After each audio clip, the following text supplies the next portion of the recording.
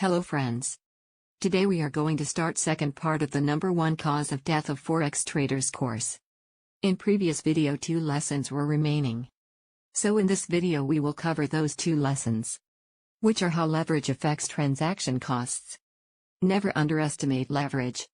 So let's start with the lesson how leverage affects transaction costs. Besides amplifying your losses, leverage also has another way of killing you. It's a much slower kind of death though, kinda like dying by 1,000 cuts. Most Forex traders don't see it coming, and by the time they notice it, they're dead. This killer we're talking about is the associated transaction costs of using high leverage. Not only does leverage amplify your losses, it also amplifies your transaction costs as a percentage of your account. Let's say you open a mini account with $500. You buy 5 mini $10,000 lots of pounds sterling to US dollar, which has a 5 pip spread. Your true leverage is 100 to 1, $50,000 total mini lots or $500 account. But check this, you paid $25 in transaction costs, $1 per pip multiply by 5 pip spread, multiply by 5 lots.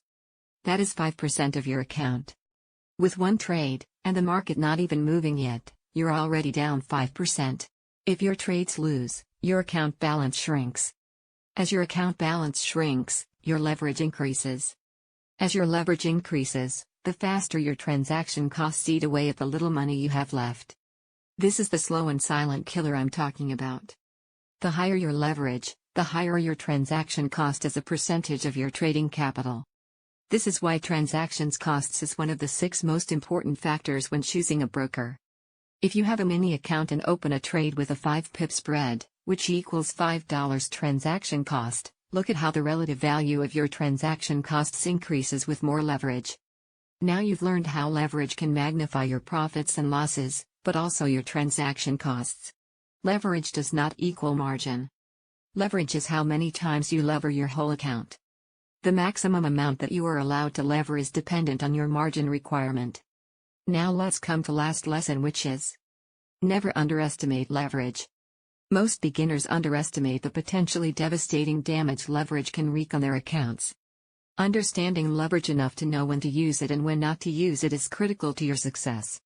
Leverage is a very powerful tool, but both old and new traders use it to destroy their trading capital simply because they take its destructive force too lightly or ignore it altogether. It is a pity, but the more of them there are, the easier it is for us smart traders to make money. Sad but true. Always keep in mind these words from a famous superhero.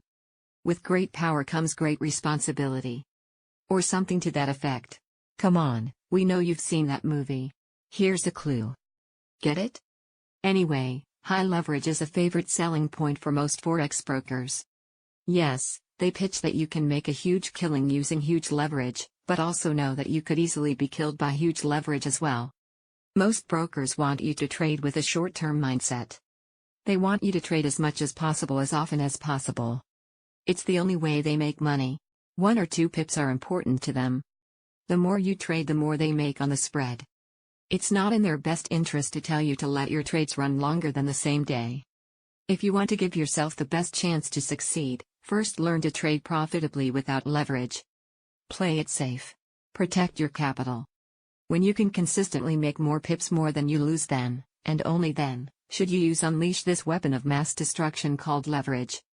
Destroy traders taking the opposite side of your trade. Don't destroy yourself. Forex trading should be treated as a job or business.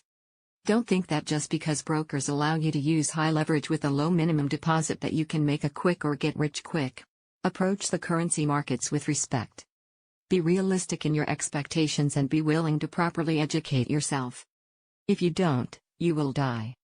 Okay, not really, but your account will die. So guys, this course has been completed here. In next video we will start third course of undergraduate, senior session, which is position sizing. So stay tuned.